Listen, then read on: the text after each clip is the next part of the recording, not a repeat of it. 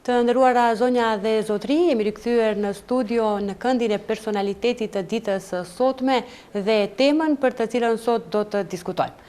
Sot do të flasim për një temë e cila na intereson të gjithëve, besoj që porositë dhe informacionet do të jenë të dobishme për të gjithë ne, pasi që do të flasim për arsimin, për sistemin arsimor në vendin tonë, për masat që merren për të rritur edhe më shumë cilësinë në arsim e kështu me radhë. Nder, kënaqësi dhe privilegj shumë i madh i yni që sot të na nderoj në emisionin ton, Zëvendës Ministri i Arsimit të Republikës së Maqedonisë Veriut, zotri Driton Sulejmani. Përshëndetje zoti Sulejmani dhe mirë se na erdhët. Përshëndetje për gjithë shikuesit e TV-s dhe faleminderit shumë për ftesën. Kënaqësi shumë e madhe që të na nderoni. Dua ta fillojmë emisionin me një çështje e cila është përfolur shumë edhe në opinion. Asnjë mësimdhënës nuk do të largohet nga puna për shkak të optimizimit të rjetit shkollor. Ka qenë kështu deklarata e ministres së Arsimit Janevska. Çfarë do të thotë kjo dhe realisht të cilët janë opsione që parashihen në ligjet lidhur me këtë çështje? Procesi i optimizimit të paraleleve në për shkollat fillore dhe të mesme ka filluar si rezultat i bingarkesës në të cilin e ka sistemi jonë arsimor me mësimdhënës në për shkollat fillore dhe të mesme. Edhe është pjesë e strategjisë së arsimit e cila strategji ka kaluar në vitin 2025 dhe parashef periudhën kohore prej vitit 2026 dhe në vitin 2032. Më thonë, thjesht kemi filluar të realizojmë një pjesë shumë të rëndësishme strategjisë që paraqet optimizimi i paraleleve. Pse kemi ardhur deri këtu, duhet edhe ta bëjmë një sqarim të shkurt. Patjetër duhet i nështrojmë procesit të optimizimit për shkak të problemit shumë të madh me cilën ballafaqohen shkollat tona fillore dhe të mesme, që është zvoglimi i numrit të nxënësve. Domethënë, çdo vit që po vjen, fatkeqësisht jemi duke shkuar në drejtimin që vazhdimisht zvoglohet numri i nxënësve dhe kemi situata të tilla ku për paralele të caktuara me numër për 5 nxënësve do duhet që të sigurohen rroga për komplet një staf të profesorëve, që tash ka filluar të bëhet edhe si barë për buxhetin ton edhe të shtetit, po edhe konkretisht të Ministrisë së Arsimit. Për këtë arsye i kemi nështruar procesit të optimizimit. E kemi filluar procesin në mënyrë shumë të kujdesshme dhe po shkojmë me hapa të ngadalt, duke i marrë parasysh edhe pensionime që do duhet ndodhin në të ardhmen, sepse ka edhe pensionime të paralajmëruara, dhe deklarata e Ministrisë së Arsimit se nuk do të pushohen nga puna mësimdhënës të cilët e kanë statusin kanë vendim pune, domethënë, nuk janë me kohë të caktuar, po me kohë të pacaktuar. Do të tentojmë që të gjejmë forma të ndryshme përmes të cilave do të ruajmë vendet e tyre të punës. Kemi disa modele me të cilët ne po tentojmë që mos hupen vendet e punës. Njëra prej tyre është që ato të orientohen te asistentët mësimor për fëmijët me nevoja të veçanta, për arsye se si pjesë strategjisë gjithashtu e kemi edhe arsimin inkluziv. Dhe në këtë drejtim kemi vepruar shumë, deri tash kemi punësuar diku 1350 asistent mësimor, të cilët ju ndihmojnë nxënësve të cilët kanë nevoja të posaçme. Tash kjo është një prej mënyrave që ata të cilët mbeten pa fond të caktuar të orëve të orientohen në për asistent mësimor. Pjesa tjetër, përmes procesit optimizimit, qëllimi jonë është që në fund sistemi arsimor të shndërrohet në mësim tërditor, sepse tash shumica e shkollave fillore të mesme, mësimin e tyre e zhvillojnë në diturne, domethënë në ditëndrime. Përmes strategjisë, qëllimi jonë është që të fusim edhe qëndrimin tërditor në shkollë dhe në këtë mënyrë lajmërohen edhe pozita të tjera brenda shkollave me të cilët do të mund të orientojmë mësimdhënësit që mos hupen vendet e punës. Deri tash në mësim tërditor i kemi qëndruar diku në 200 shkolla në Republikën e Maqedonisë së Veriut. Megjithatë, dua të flasim edhe për një tjetër çështje. Është ndezur kushtimisht thënë alarmi i kuq lidhur me mungesën e nxënësve, sidomos në zonat rurale të vendit. Atë që edhe pak më herët ju e përmendet, pra mungesa e nxënësve nëpër shkolla. Është e vërtetë. Fatkeqësisht kjo është një realitet me të cilën po përballemi. Këtu mund të themi se është si pasojë politikave të drejtanishme disa vjeçare, jo vetëm në pjesën e arsimit, po politikave të përgjithshme. Vendin tonë e kanë lëshuar shumë familje dhe kanë emigruar në për vendet e Bashkimit Evropian. Ky trend, sado që është zbutur pak, prapë është prezent, Dhe ne si shtet definitivisht duhet ta marrim atë pasqyrën e saktë se çka është duke ndodhur për momentin dhe të reagojmë me politikat e duara që njerëzit i mbajnë këtu. Sepse në rast se vazhdon me trend të tillë, atëherë edhe më shumë do përkeqësohet situata edhe në arsim, edhe në shkolla fillore dhe mesme gjithandej. Më thonë, sipas statistikave ndryshme në 20 vjeçarin e fundit, vetëm për shqiptarë thuhet se dikon 200 deri 250.000 shqiptarë kanë lëshuar Maqedoninë. Po me siguri edhe të etniteteve tjera ka të cilët kanë emigruar jashtë, dhe kjo tash po na shfaqet si problematikë edhe në krijimin e paraleleve. Përderisa më herët paralelet kanë numëruar nga 34 nxënës, në disa raste të caktuara ka pasur edhe që është tejkaluar numri 34, mirë po ka qenë lejuar me ligj, tash me ligj është paralela me 35. Sot nuk mund të gjesh në një klasë e cila ka më shumë se 25 nxënës. E në shumë raste kemi kur edhe nuk mund të formohet paralele, sepse kemi paralele të cilat për momentin nga regjistrimet që kemi marrë informatat kanë nga 5 nxënës, kanë nga 10 nxënës, e këtu shumë është prezent ky problem në vendet rurale që ju e përmendët. Dhe definitivisht është ndezur kjo alarm i kuq që ju e përmendët dhe duhet shtetit të ndërmarrë masa konkrete, të cilët jemi duke parë se edhe po ndërmiren, që të siguroj kushtet mira për qytetarët që ato ta shohin armërien në vendin tonë. E këtu kur jemi nuk është vetëm të çështjet ekonomike, këtu duhet bën reforma në sistemin e drejtësisë, sepse qytetarët jo vetëm për arsye ekonomike kanë lëshuar vendin, po këtu kanë ndikuar shumë faktorë. Për momentin shteti është duke bërë reforma në për sfera të ndryshme dhe mendoj që sa më shumë afrohemi dhe i bëjmë reformat e duhura, të cilët na imponon, edhe me një farë mënyrë jo na imponon, po na i sugjeron Bashkimi Evropian, ne aq më shpejt do t'i tejkalojmë problemet me të cilët janë ballafaquar qytetarët gjithë këto vite dhe do ta krijojmë një shpresë të re që ato ta shohin armërinë e tyre në vendin tonë dhe mendoj se në mënyrë të graduale do zgjidhet edhe problemi i emigrimit. Me qenë se përmendet Sulejmani çështjen e Ministrisë së Drejtësisë, dua të ndërlidhem pak a shumë në një tjetër pyetje që i takon edhe Ministrisë së Arsimit, por edhe të Drejtësisë. Shteti përmes Ministrisë së Arsimit ju mundson studentëve shqiptar të arsimit të lartë që në gjuhën anëtare të japin provimet e tyre. Megjithatë, Ministria e Drejtësisë u ndalon një gjë të tillë që në gjuhën anëtare të japin provimin e jurisprudencës studentët e Fakultetit të Drejtësisë. Ju si mund ta shpjegoni këtë mbase absurditet? Është e vërtetë që është absurditet, një individ i cili gjithë atë procesin e tij edukativ arsimor e ka ndjek në gjuhën anëtare, është e palogjikshme që mos t'i mundsohet e drejta e tij që edhe provimin profesional t'i nënshtrohet gjithashtu në gjuhën anëtare. Nuk është vetëm çështja e provimit jurisprudencës. Domethënë ne kemi detektuar si vlen diku afër 50 provimeve profesionale, të cilët gjithë këto vite janë dhënë vetëm në gjuhën maqedonase. Domethënë nuk është problemi vetëm te jurisprudenca, janë 50 të tilla, të cilët ne i kemi detektuar.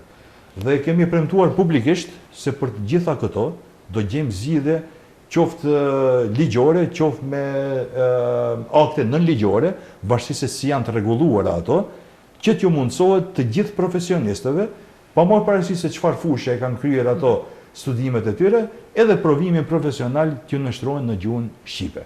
Jo rastësisht edhe në rikonstruimin e qeverisë, një prej targeteve tona ka qenë Ministria e Drejtësisë, sepse sipas informatave që kemi, edhe me urdhër të ministrit mund të rregullohet kjo punë, po ne do tentojmë ta rregullojmë edhe me ligj, duke bërë ndryshimin e ligjit për dhënien e provimit jurisprudencës, që mos të mbetet provimi ose gjuha e provimit në vullnetin e një ministri të caktuar, po kur e zgjidh problemin me ligj, atëherë çdo ministër që vjen, pa marrë parasysh kush është ai, duhet ta respektojë ligjin. Edhe unë jam i sigurt që për një kohë shumë të shkurtër, edhe studentët e jurisprudencës, juridikut do ta japin provimin e tyre në gjuhën shqipe, po të njëjtën gjë do ta bëjnë edhe shumë studentë të profesioneve të tjera, do ta kenë mundësinë që provimet e tyre profesionale të japin në gjuhën shqipe. Ashtu sikur që ju kemi premtuar juristëve, edhe të tjereve, atë dhe do ta bëjmë i realitet shumë shpejt. Të flasim edhe pak për sistemin arsimor. Cilat janë problemet dhe sfidat me të cilët po përballet sistemi arsimor në vendin tonë? Sipas perceptimit tim, sistemi arsimor në vendin tonë ka shumë probleme, të cilët janë si pasojë e politikave të mëparshme, nuk është që janë grumbulluar 2-3 vitet e fundit. Dhe tash jo rastësisht e përmenda më herët se e kemi sjellë një strategji të re arsimore, të cilën strategji do duhet të punojmë në mënyrë të vazhdueshme që me tash t'i bëjmë ca ndryshime dhe reforma në tërë sistemin arsimor, duke filluar për atij parashkollor, shkollor, shkollimit fillor, të mesëm dhe atij të lartë, në mënyrë që pastaj frytet e këtyre reformave t'i shohim pas një periudhe më gjatë kohore, sepse ndërhyrjet në sistemin arsimor nuk janë që i sjellin rezultate shumë shpejt. Do thonë, nëse e ndryshon komplet sistemin arsimor, do duhet një individ ta ndjek prej fillimit deri në fundit për të parë në fund se çfarë produkti ke prodhuar. Për këtë arsye, politikat arsimore janë shumë senzitive dhe duhet gjithsesi të jetë i kujdesshëm se si po vepron me to, për arsye se rezultatet janë afatgjate edhe nuk mund t'i shohim menjëherë.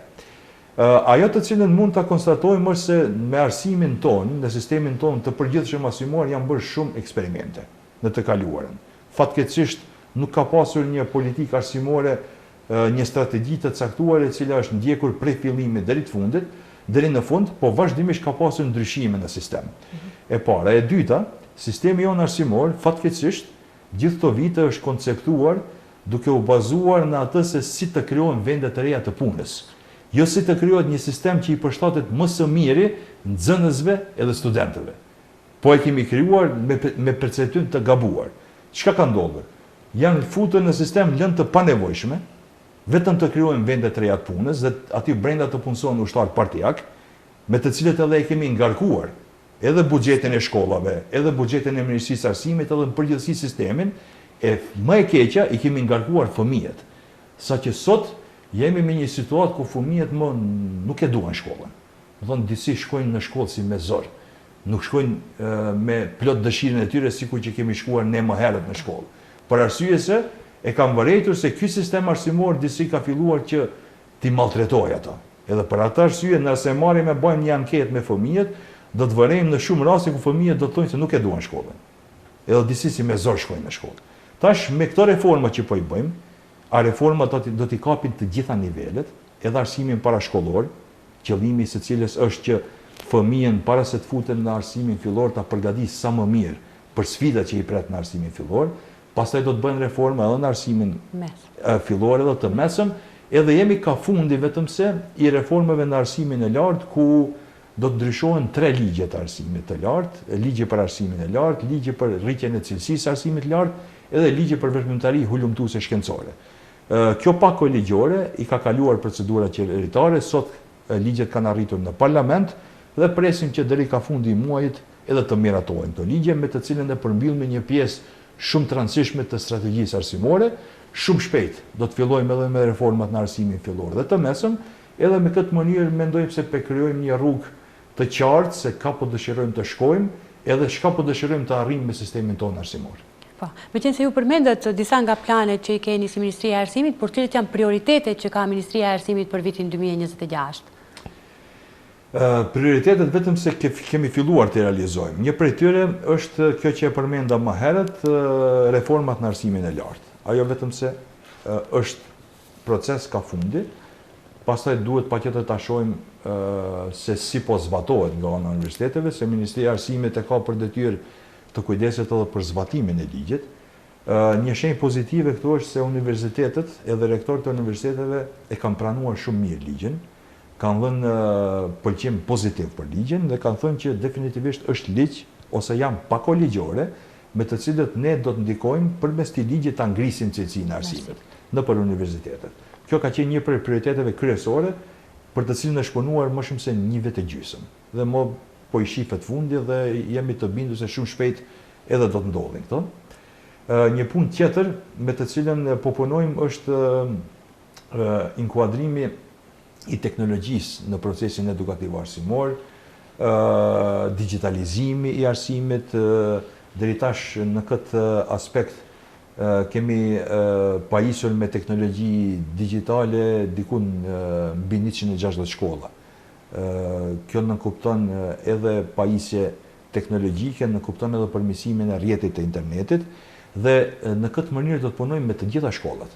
Më thonë, nëse dëshirojmë të implementojmë inteligjencën artificiale në sistemin arsimor, nëse dëshirojmë të rrisim nivelin e teknologjisë në sistemin arsimor, duhet patjetër të krijojmë edhe infrastrukturë teknologjike me të cilat pastaj i zbatojmë politikat e tona në këtë drejtim. Kemi filluar, po hecim me hapat sigurt, edhe gjithashtu kemi trajnuar diku mbi 1000 mësimdhënës, sepse mësimdhënësi si këtë rast momentin që po instalojmë teknologjinë, kjo nuk në kupton se inteligjenca artificiale ose këtë teknologjia mund ta zëvendësojë mësimdhënësin. Nuk është qëllimi aty. Qëllimi është që të gjenden mjete pajisje të cilët do t'ja lehtësonin edhe mësimdhënësit punën e tij, po edhe nxënësit që ta akceptojnë shumë më lehtë, edhe ti akceptojnë shumë më lehtë, domethënë dituritë që dalin nga programet mësimore. Sepse duhet jemi realistë. Në ditët e sodit, shumë fëmijë në moshë shumë të hershme din t'i përdorin teknologjitë. Dhe disi ne pa të mbetur si mbrapa, edhe me sistemin tonë arsimor, me mënyrën se si e përcjellni diturinë deri te nxënësit dhe filluam që të mos jemi interesant për to. Unë vetë jam në procesin arsimor në arsimin e mesëm dhe e kam vërejtur këtë problematikë. Disi nxënësit filluan ta humbin interesimin, më të koncentruar ishin në për ato aparate teknologjike të cilët i kishin me vete, se sa të ajo që unë e mundohesha që të transmetoj sikur ditori. Dhe shpesh talleshim edhe me kolegët, ju thosha ndoshta ka koha që mësimet të fillojmë t'i japim nga TikToku, ndoshta do t'jemi më interesant për nxënësit. Kështu që kjo është një shenjë mjaftueshme se këtu do duhet të bëjmë një updatim. Domethënë do duhet patjetër të kyçim mjete teknologjike, inteligjencën artificiale që të bëjmë edhe më interesant për nxënësit, sepse andej po shkon edhe teknologjia dhe ne duhet jemi në hap me teknologjinë. Gjithashtu kemi bërë hapa konkret edhe në arsimin inkluziv, siç e përmenda më herët, duke punësuar diku mbi 1350 asistent mësimor. Në këtë drejtim kemi bërë edhe investime, janë ndërtuar diku 10 shkolla të reja, janë ndërtuar diku 10 salla sportive, e promovuam para një muaj edhe një sallë sportive në komunën e Sarajit në Vembanimin Rashe. Më thonë, të gjitha politikat të cilët e kemi parapar, vetëm se me hapa shumë të sigurt, me hapa shumë mëdha jemi duke i realizuar. Një lajm i mirë në gjithë këtë situatë është se arsimi është një prej shtyllave kryesore të programit 4 vjeçar të qeverisë. Edhe ajo të cilën e kemi caktuar si prioritet në programin 4 vjeçar të qeverisë, ne si Ministria e Arsimit me hapa shumë shpejt edhe jemi duke e zbatuar. Dhe jemi të bindur se edhe 2 vjeçarin që vjen, domethënë do të vazhdojmë me tempon e njëjtë, duke munduar që të zgjidhim probleme të natyrave të ndryshme. Ajo që është shumë e rëndësishme të përmendi, sepse mësuesit janë pjesa kryesore e sistemit arsimor, ne kemi bërë edhe shumë për mësuesit, deri tash janë rritur rrogat e tyre me diku mbi 20%, kurse deri në fund të mandatit kjo rritje priti që të shkojë nga 40 deri në 60%. Këto nuk mund ta precizojmë sakt, për arsye se rritja e rrogave do ndodh varësisht me lëvizjen e normës së inflacionit. Domethënë është e parapamë diku rritje për një mandat prej 40 deri në 60, mirë po konkretisht do shohim deri në fund të mandatit. Deri tash janë rritur rrogat mbi 20%, që është një rritje e dukshme, që mendoj që nuk e ka bërë asnjë qeveri më pashme. Përmendet pak më herët mësimdhënësit dhe çështjen e inteligjencës artificiale. Pra paralajmërohet inteligjenca artificiale tek mësimdhënësit, por nxënësit ende po mësojnë me libra të vjetër. Tani këtë si mund ta shpjegojmë? Ka raste të tilla, mirë po mendoj që në këtë 2 vjeçar kemi arritur të anashkalojmë shumë të rastet e librave të vjetra. Kur jemi te librat, një arritje shumë e madhe, unë mendoj, ndoshta nuk është mirë të lavdrohemi me këtë punë, po e dim problematikën çka ka ndodhur më herët. E dim që më herët çdo vjet ka pas vonesa të librave. Fëmijët nuk kanë arritur fare të furnizohen me libra. Ka ndodhur që tanë vite nuk ka pas libra për fëmijët. Këtë problematikë e kemi tejkaluar. 2 vite me radhë, nxënësit furnizohen me libra në kohën e duhur, edhe nuk i mungon asnjë libër. Do thonë kjo është një farë lloj arritje, përparimi në këtë nivel, edhe pse nuk do duheshte të llogariteshte si ndonjë arritje e caktuar, po ja që me standardet e tona e kemi bërë këtë përmirësim. Në rastet ku përmenden librat e vjetra, ndoshta kjo është një shenjë mirë, si një libër i cili përdoret 2-3 vite dhe duket ende i ri, ajo në kupton se ai libër nuk është fletuar fare. Dhe kur kemi raste kur librat pak janë vjetruar, ndoshta është e mirë se ato libra i lexon dikush. Mirë po, Ministria e Arsimit momentin që e merr mesazhin prej shkollave, sepse çdo vit i obligojmë shkollat që të bëjnë regjistrimin e kërkesës së tyre se për sa libra kanë nevojë, sa libra janë të dëmtuara, sa duhet zamencohen, momentin që shkolla konstaton se një libër i caktuar ka dalë jashtë përdorimit dhe nuk mund të përdoret edhe më tutje, Ministria e Arsimit kërkesën e shkollës e merr edhe e zamencon librin e vjetër me librin e re. Tash do të bëjmë edhe ndryshime të disa librave të arsimit fillor dhe të mesëm, mirë po jemi të kujdesshëm që në asnjë moment mos ketë mungesa të librave për nxënësit. Pikërisht këtu e kisha edhe pyetjen e radhës për çështjen e asaj se si e vlerësoni cilësinë e teksteve shkollore dhe a planifikohen pra ndryshime në përmbajtjen e këtyre teksteve shkollore? Padyshim që për ne është shumë e rëndësishme përmbajtja e teksteve shkollore të jetë cilësore. Kam pasur takime prej momente që jam emëruar edhe me ministreshin e kemi biseduar këtë punë, po edhe me shërbimin pedagogjik. Për ne si ministri është shumë e rëndësishme që të ketë libra në kohë, mos të ketë vonesa, siç ka pasur më herët, po edhe shtëpitë botuese, të cilët e fitojnë një libër për ta botuar, ti detyrojmë që ato të prodhojnë libra kualitativ. Kemi qenë dëshmitar në të kaluarën për gabime të caktuara të librave, mirë po duhet të njoftohet opinioni se për të ardhur një libër deri te botimi është një procedurë e tërë. Fillimisht Biroja për Zhvillimin e Arsimit e paraqet programin se mbas cilit program do duhet të shkruhet libri nga autori. Pastaj të gjitha shtëpitë botuese do duhet gjejnë autor të caktuar, të cilët do ta shkruajnë librin, do ta dorëzojnë te Biroja për Zhvillimin e Arsimit. Biroja pastaj duhet kujdeset që libri ta plotësojë kërkesat e programit mësimor, do të thonë edhe aspektin kualitativ e përcakton Biroja për Zhvillimin e Arsimit, në të cilën janë të punësuar profesionistë të fushave të ndryshme.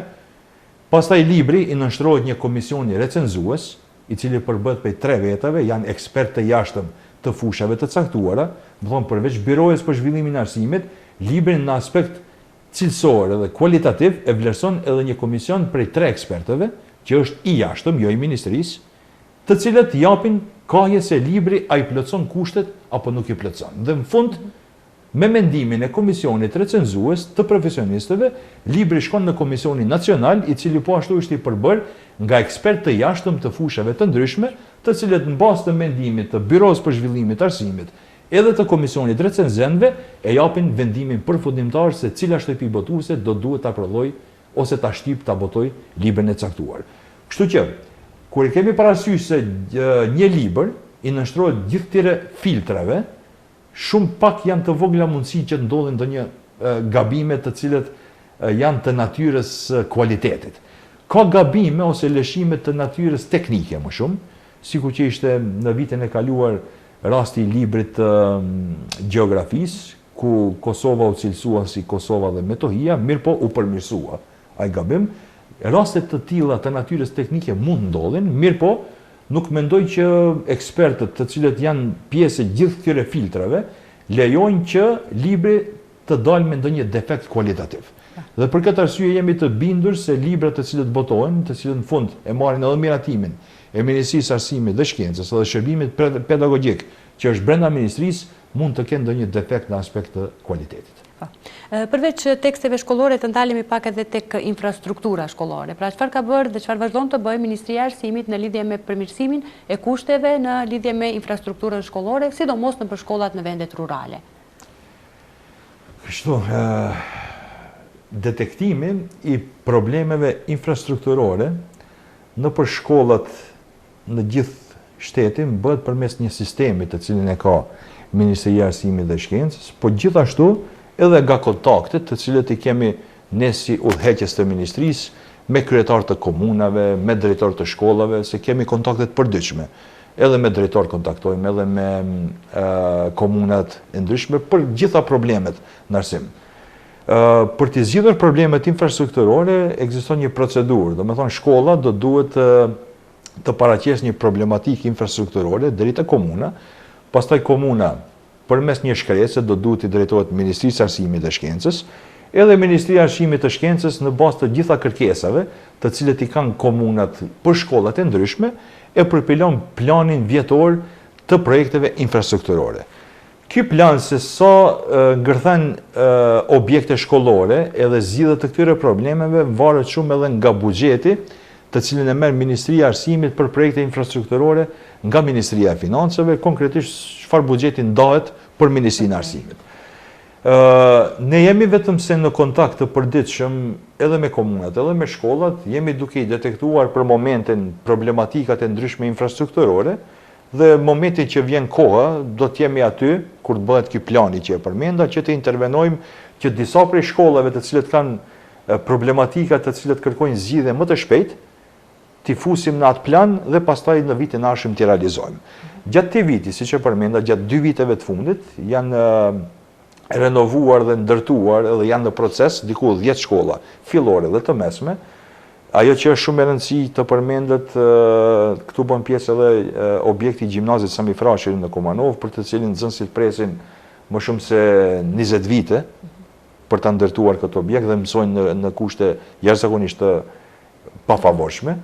Ne jemi duke punuar në këtë drejtim që ta përmbyllim sa më shpejt punimet. Fatkeqësisht këtu na kanë dalë disa probleme sepse nevojiten mjete shtesë për ta furnizuar shkollën me sistemin e ngrohjes dhe ftohjes, e cila nuk e di për çfarë arsye nuk ka qenë planifikuar, dhe momenti që i marrmi këto mjete, ta shohim tash a do të kemi mundësi me rebalans apo do duhet presim më tutje, ende nuk është problematika e zgjidhur, po interesi jonë është që ta përmbyllim sa më shpejt, sepse sa për informim, kjo shkollë ka filluar të ndërtohet momentin që vetëm kanë qenë këshilltar komunal, fillimisht kemi intervenuar për të bërë projektin e kësaj shkolle, pastaj atë projekte kemi dorëzuar në ministri, ministria ka filluar financimin dhe jemi afër për të bërë një arritje shumë madhe për cilët kumanovarët presin më shumë se 20 vite. Dhe unë shpresoj që sa më shpejt ta përmbyllim.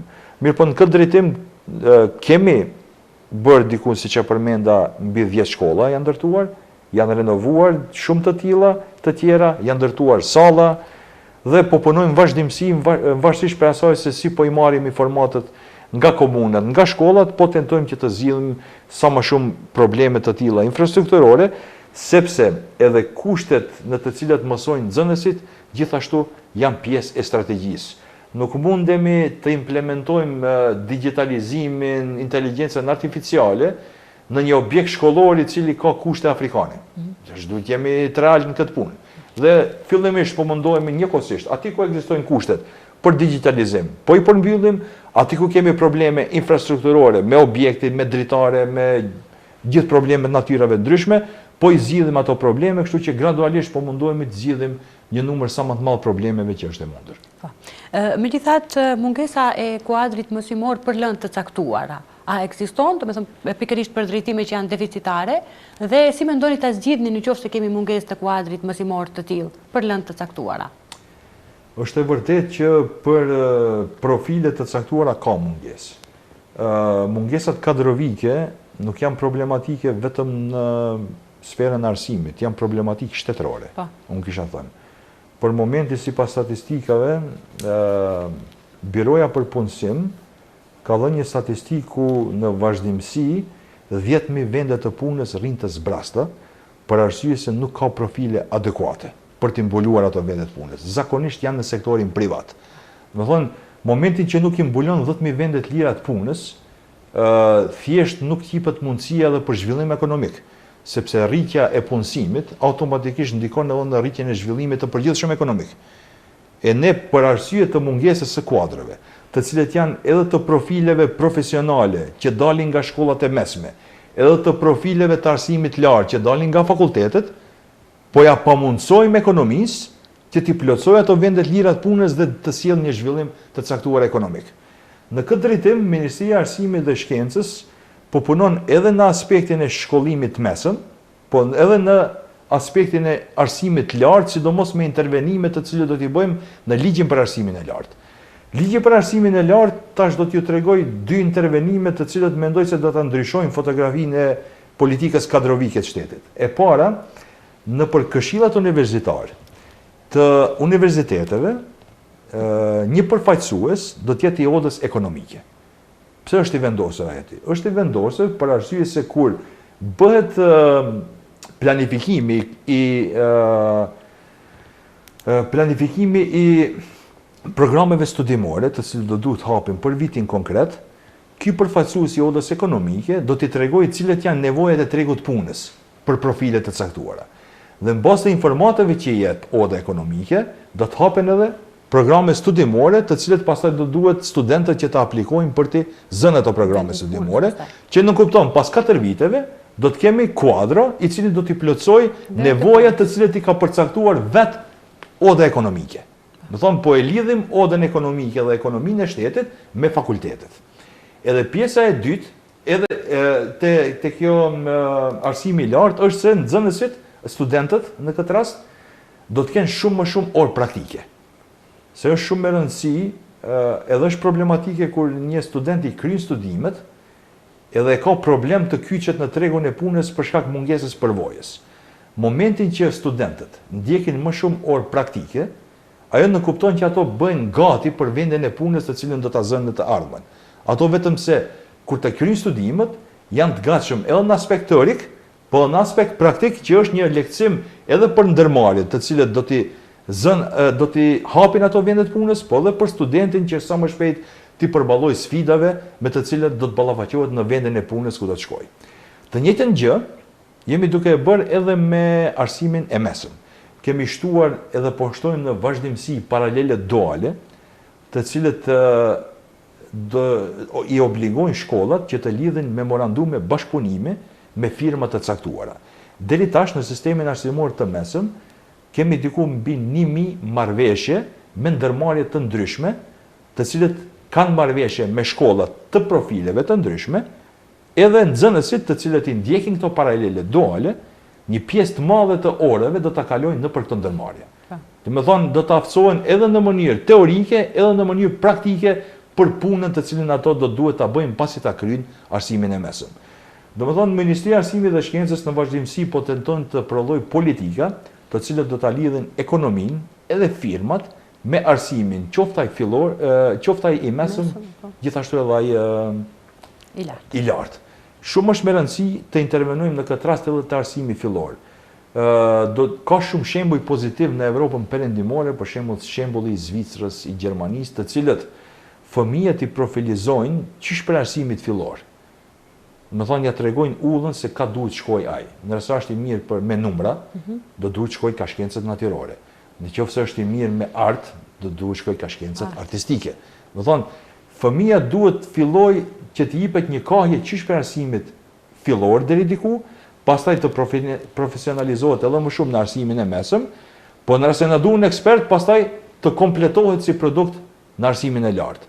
Në këtë aspekt, në shkollat fillore kemi vendosur edhe këshilltar të karrierës, të njëjtën e kemi bërë edhe në shkollat e mesme, që pak a shumë ta ndjek punën e nxënësve dhe të profilojnë nxënësit nëpër drejtime të caktuara. Në këtë drejtim do duhet punojmë shumë edhe në sistemin e notimit të nxënësve, sepse mendoj që është një sistem i gabuar ku një nxënës i cili nuk i ka të gjitha pesa perceptohet në mënyrë jo të drejtë. Do thonë llogaritet nxënësi dobët pse i paska mbetur diku një 4, diku një 3, vetëm te ne ndodh që ti kemi nxënës 500. Po ta hedhësh këtë muhabet diku në Amerikë, në Gjermani, ato thjesht do habiten, ky qen ka gjeni, do thonë. A i kemi tash ne gjithë të nxënësit me 5, a i kemi shumë, a janë të gjithë gjeni? Jo, nuk janë. Më thonë, do duhet sistemin e notimit, disi ta krijojmë që përmes notave nxënësi jo të ndëshkohet, po të orientohet ka të shkojë. Përmes notave ta varejmë se për çka është më i mirë ai e ku është më i dobët, që aty ku është më i dobët mos ta kapa drejtim, po ta kapë drejtimin për çka ai do të bëhet specialist. Edhe në fund shumë do të jetë më i suksesshëm në realizimin e ëndrave të tij, e profesionit ku do ta ushtrojë punën e kështu me radhë. Po. Çfarë masash keni marrë për dhunën nëpër shkolla, për përmirësimin ndoshta të sjelljes mes nxënësve, për ta luftuar bullizmin e kështu me radhë? Është një problematikë që ka qenë prezente prej kohësh, mirë po kohëve të fundit po jemi dëshmitar të disa rasteve, siç ishte rasti në në Shkup në Hasanbek, ku u therr një nxënës. Ishte rasti në Gjorgje Petrov të Shkupit, tash edhe një tjetër rast na ndodhi duke bullizuar një nxënës e disa vajza të tjera. Do të thonë kam filluar si dukuri të shpeshtohen. Momentin që kam hyrë në detyrën e zamës ministrit, një prej punëve të para që e kemi biseduar me ministreshën është pikërisht gjetja një zgjidhje për ta minimizuar numrin e këtyre rasteve, sepse nëse nuk kemi masa të rrepta, unë mendoj që të dukuri nuk ndalen. E kemi një shembull shumë mirë ku me dënime arrin rezultat. Dënimet nuk janë të dëshirueshme, po ngadalëherë janë të paqetërsueshme. Dhe kur i marrim parasysh këto fakte, propozimi jonë që ka shkuar vetëm në Kuvendin e Republikës Maqedonisë është ndryshim ligjor edhe në atë fillor edhe në atë mesëm, që do të nënkuptonte dënime për prindërit e fëmijëve të cilët janë të dhunshëm në shkollë. Edhe për momentin ka masa të cilët janë më shumë të natyrës edukative, psikologët punojnë me ato nxënës, ka rregullore të shkruara se si duhet sillen stafi mësimdhënës edhe stafi profesional me nxënësit e tillë, mirë po shohim se nuk po jep rezultate të mira. Dhe pikërisht për këtë e kemi biseduar me ministreshën dhe kemi rënë dakord që ta instalojmë sistemin e dënimeve. Më thonë shumë shpejt të ligje do të kalojnë në Kuvendin e Republikës Maqedonisë së Veriut dhe të gjitha të nxënës, të cilët do të shkaktojnë dhunë, qoftë fizike, qoftë psiqike, që është aspekti i bullizmit të nxënësit e tjerë, prindërit e tyre do duhet paguajnë gjoba në shumë prej 250 eurove. Sa herë që e përsëriti njëjtin nxënës, të njëjtin problem, sa herë do të paguajë gjobë. Dhe mendojmë se me këtë rast do të na jepet mundësia që ta minimizojmë sa më shumë numrin e dukurisë së dhunës në shkolla. Sepse ka raste, ndoshta janë të rralla që ne po i shohim, po ka shumë raste të tilla të cilët bullizmi nuk lajmërohet. Sepse fëmiu i cili bullizohet ka frikë ta lajmërojë rastin dhe e duron atë bullizuesin. Tash unë mendoj se me këtë ndërhyrje ligjore do të japim pak më shumë guxim edhe fëmijëve të cilët janë të bullizuar, që t'i lajmërojnë rastet e tilla, sepse do ta di edhe fëmia i bullizuar, edhe prindi i tij, se rasti i caktuar do të marrë një epilog. Dikush do të dënohet se e ka dhunuar një fëmijë tjetër. Sepse kur e dim që nuk kemi dënim, ajo përsëritet, rastet heshten dhe kjo nuk është mirë për neve, sepse fundja qëllimi jonë është që fëmijët të ndihen të sigurt në për shkollat tona, qëllimi jonë është që fëmijët jenë të lumtur në për shkollat ku mësojnë, jo të jenë të maltretuar nga dikush. Dhe mendoj se më këtë mas do ndikojmë shumë pozitivisht që të ulet dhe të menjanohet përfundimisht çështja e bullizimit në për shkolla. Ka dhe shumë projekte të cilët i ndërmerr Ministria e Arsimit në aspekt të sigurisë së shkollave. Do të thonë në mënyrë të vazhdueshme po bëjmë politika që ta ulim numrin e rasteve të dhunshme dhe ta arrisim sigurinë në për të gjitha shkollat fillore dhe të mesme. Dhe për fund, zoti Sulejmani, cili do të ishte ai mesazhi juaj për të gjithë mësimdhënësit, nxënësit dhe prindërit, apo thonë më mirë për trekëndshin pedagogjik? Çfarë mesazhi do të kishit? Trekëndshi pedagogjik është diçka esenciale për të funksionuar sistemi arsimor, edhe që fëmia në fund të arrijë qëllimin sepse është në shkollë. Kur jemi te trekëndshi arsimor, ka probleme. Në rastet të caktuara kemi probleme të kuadreve jo adekuate të cilët nuk e kryejnë punën ashtu si duhet. Në rastet të shumta kemi problemin e bashkëpunimit me prindërit, të cilët thjesht nuk po i fus gjithë me një kosh. Përjashtime, po. Ka përjashtime, mirë po ka disa të cilët thjesht refuzojnë të bashkëpunojnë. Kur thirren mbledhjet prindore, zakonisht vinë prindërit e fëmijëve më të mirë, jo atyre më problematik.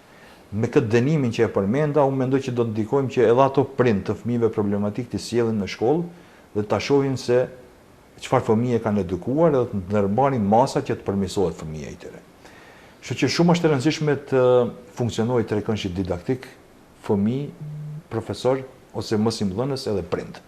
Në këtë rast fëmiu, kur i ka të gjitha ullët e zënura, do të thonë e ka edhe kujdesin e prindit edhe kontrollin e prindit, e ka edhe shërbimin e mësimdhënësit, kontrollin e mësimdhënësit, problem është dështoj fëmija në këtë rast. Mendoj se shumë fëmijë dështojnë për arsye se mungon njëra prej këtyre përkrahjeve, qoftë e mësimdhënësve që nuk është shumë prezente, qoftë e fëmijëve që fatkeqësisht është më prezente, mirë po që do duhet rregullohet. Arsimi është shtylla e një kombi, dhe ashtu do duhet të gjitha të tretojnë, edhe prindërit, edhe mësimdhënësit. Profesioni mësimdhënësit është profesioni më fisnik i mundshëm. Më thonë, ato nuk e kam vetëm punën që të shkojnë në vendin e punës, t'i kryjnë në mënyrë teknike orët, po ato duhet ta dinë se janë duke edukuar gjeneratat e ardhshme, për të cileve do të mbaremi edhe ne që jemi sot, të cilët do të udhëheqin në të ardhmen institucione shtetërore, të cilët do të udhëheqin me biznese, për të cilëve do të mbaremi thjesht ne, varet edhe ekonomia e shtetit. Kështu që të gjithë ta kuptojnë, mesazhi im kryesor, të gjithë ta kuptojnë rëndësinë e arsimit, edhe politika gjithashtu, ta kuptojnë rëndësinë e arsimit, edhe të sillen në mënyrë që ta japin kontributin e tyre maksimal, që në fund të kemi edhe një zhvillim kadrovik, një zhvillim të fëmijëve, një zhvillim në fund ekonomik që të zhvillimin ekonomik ta ndiejmë pastaj edhe të gjithë në lëkurën tonë, duke pasur një jetë më të mirë, duke pasur një perspektivë më të mirë e kështu me radhë. Faleminderit shumë që na nderuat me praninë tuaj, ishte nder shumë i madh i yni dhe faleminderit për gjitha këto informacione që besoj për të gjithë mësimdhënësit dhe qytetarët ishin shumë të nevojshme dhe të dobishme. Faleminderit shumë. Ju falenderit edhe juve për mundësinë. Të nderuar shikues, dhe juve ju falenderoj për vëmendjen. Paqe, një fundjavë të bukur. Mirupafshim.